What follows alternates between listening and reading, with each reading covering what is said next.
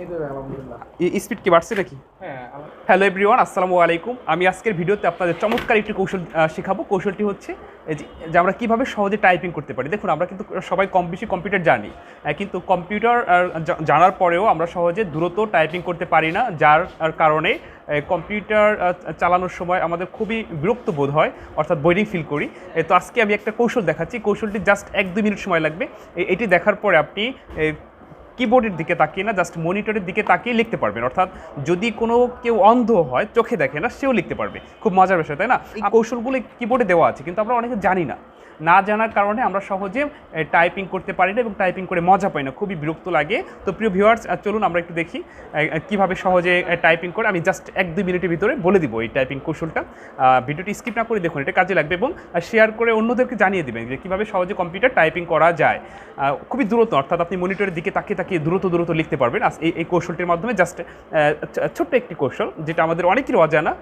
তো প্রিয় ভিউয়ার্স, আমরা চলুন দেখি। প্রিয় ভিউয়ার্স, আমরা এখন চমৎকার একটি কৌশল শিখবো। কৌশলটি হচ্ছে যে কীভাবে দ্রুত টাইপিং করা যায়। প্রথমে কিবোর্ডটি কীভাবে ধরতে হয় সেই কৌশলটি আপনার জানতে হবে। তারপরে আরও কিছু কৌশল আছে যেগুলো আমি এখনই দেখাচ্ছি। দেখানোর সাথে সাথে আপনি সহজে দ্রুত টাইপিং করতে পারবেন। তো যে কোনো কিবোর্ডেই সাধারণত এই ডিজাইনটাই থাকে। তো আপনাকে প্রথমে হচ্ছে ঠিক এভাবে, অর্থাৎ বাম হাত থেকে শুরু করে ASDF এখানে আপনার শেষ করতে হবে। এপাশ থেকে হচ্ছে আপনার কমা LKJ, অর্থাৎ এইভাবে ঠিক আপনি কিবোর্ডটা ধরবেন। ধরার পর দেখবেন যে এফ এবং জের নিচে একটা দাগ দেওয়া আছে।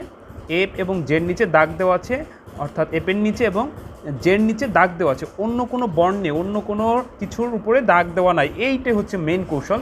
কিভাবে ফিল করবেন যে কোথায় কোন অক্ষরটি আছে, তখন আপনি এইভাবে একটু আঙুলগুলো এভাবে একটু নাড়াচাড়া করলে আপনি ফিল করতে পারবেন যে এখানে কিছু একটা বাঁধতেছে, অর্থাৎ অন্য কোনো বর্ণে বাঁধবে না, শুধু জে এবং এপের ক্ষেত্রে এই জিনিসটা ফিল করা যাবে। অর্থাৎ আপনি এটা যখন এরকম ফিল করার চেষ্টা করবেন, তখন দেখা যাচ্ছে কি যে এর উপরে কোন বর্ণটি আছে, নিচে কোন বর্ণটি আছে, আপনি ওইভাবে সহজে চিহ্নিত করবেন যে আমার জের নিচে এটা, জের উপরে এটা, জের পাশে এটা, বাম সাইড এটা, ডান সাইড এটা, এপের নিচে এটা, এইভাবে ফিল করতে হয়। আর ধরার নিয়ম হচ্ছে ASDF, অর্থাৎ এই আপনার যে এই আঙুলটা হচ্ছে এ হবে, এই আঙুলটা H হবে, এই আঙুলটায় D হবে, এই আঙুলটা F। তো প্রিয় ভিউয়ার্স, এটা বর্ণ গেল। আমরা এবার একটু নাম্বারে আসি, অর্থাৎ আপনি কীভাবে নাম্বার সহজে চিনবেন। ধরুন আপনি কম্পিউটারে কাজ করবেন, অর্থাৎ আপনি কোনো কিছু লিখবেন, কোনো নাম্বার যোগ বিয়োগ বা কোনো হিসাব কিতাব করবেন, আপনি কিবোর্ডের দিকে না তাকিয়ে পারবেন। যেমন আপনি এইভাবে হাত দিয়ে এরকম নাড়াচাড়া করবেন। নাড়াচাড়া করার পর দেখবেন যে আপনার এই 5-এর অর্থাৎ 5-এর উপরে একটা ফিল আসে, আর অন্য কোনো নাম্বারের উপরে এই ফিলটা আসবে না, শুধু 5-এর উপরে আসবে। কেন?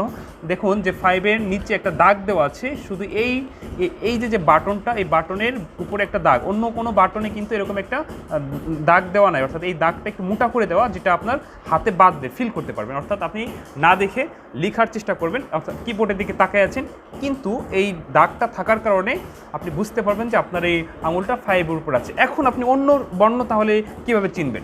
অন্য বর্ণটা চেনার নিয়ম হচ্ছে আপনি ফিল করবেন 5-এর উপরে, আপনি যখন এরকম নাড়াচাড়া করার পরে যে 5-এর ডান সাইডে হচ্ছে 6 এবং 5-এর বাম সাইডে হচ্ছে 4, 5-এর উপরে উপরে 8, সব কিবোর্ডে এই ডিজাইনটা থাকবে। 5-এর উপরে হচ্ছে 8, 5-এর নিচে হচ্ছে 2। তো আপনি ধরুন কিবোর্ডের দিকে তাকিয়ে আছেন, যখন আপনি এরকম নাড়াচাড়া দিয়ে 5টাকে টাচ করতে পারবেন, ফিল করতে পারবেন, তখন আপনি অটোমেটিকলি সহজে বুঝতে পারবেন যে 5-এর বাম সাইডে 4 আছে, 5-এর ডান সাইডে 6 আছে, 5-এর উপরে 8, 5-এর নিচে 2। তো আপনি যখন 2 চিহ্নিত করতে পারবেন যে 5-এর নিচে 2, তখন আপনি অটোমেটিকলি বুঝতে পারবেন যে 2-এর আগে কি, অর্থাৎ 2-এর আগে 1, আবার 2-এর পরে কি, অর্থাৎ 2-এর পরে 3। আপনি নিজেই বুঝতে পারবেন। আবার ধরুন 5-এর উপরে যখন আপনি জানবেন যে 5-এর উপরে 8, তো আপনি যখন 8কে চিহ্নিত করতে পারবেন না দেখে, তখন আপনি নিজেই বুঝতে পারবেন যে 8-এর আগে, অর্থাৎ বাম সাইডে 7, 8-এর পরে, অর্থাৎ 8-এর ডান সাইডে 9। এইভাবে আপনি সহজে না দেখে কিবোর্ড ব্যবহার করবেন, আপনি সহজে মনিটরের দিকে তাকিয়ে লিখতে পারবেন। এতে আপনার অনেক দ্রুত টাইপিং হবে এবং আপনি সহজে কম্পিউটার শিখতে পারবেন, এবং কম্পিউটার টাইপিং করার ক্ষেত্রে আপনি খুবই স্বাচ্ছন্দ্যবোধ ও মজা পাবেন। তো আমাদের ভিতরে ক্লাস হচ্ছে, আমরা একটু দেখে আসি কারা কারা ক্লাস করতেছে। রিয়াদ, কি অবস্থা? কেমন কি শিখতেছো? আচ্ছা, স্পিড কি বাড়ছে নাকি? হ্যাঁ, আলহামদুলিল্লাহ মোটামুটি একটু স্পিড আগে থেকে খুবই। আর শাহরুখের কি অবস্থা? আমি দেখতেছি, বুঝতেছি, কমপ্লিট হচ্ছে। আচ্ছা, নুর ইসলাম, জি ভাই, আলহামদুলিল্লাহ। ওদের কি অবস্থা? ডেভেলপ হয়েছে? হ্যাঁ, আচ্ছা, আচ্ছা দেখি তো কি এসে কিবোর্ড ধরো কিভাবে? এই যে গুড গুড। এখন টাইপিং সব ইজি হয়ে গেছে, এখানে এখানে সব easy হয়ে গেছে। এই অনেক ভালো স্পিড পার্সোনাল। তো মার্শাল্লাহ অনেক স্পিড বেড়ে গেছে তোমাদের। পুরো ভিডিওটি দেখে আপনারা এই সামান্য কৌশলটি শিখতে পারছেন। আমরা নিয়মিত কিছু ভিডিও আপলোড করব কম্পিউটার টাইপিং নিয়ে বা কম্পিউটার কীভাবে সহজে শেখা যায়। তো সেক্ষেত্রে আপনাদের খুবই উপকার হবে। তো আশা করি ভালো লাগছে, ভালো থাকবেন, আবার দেখা হবে।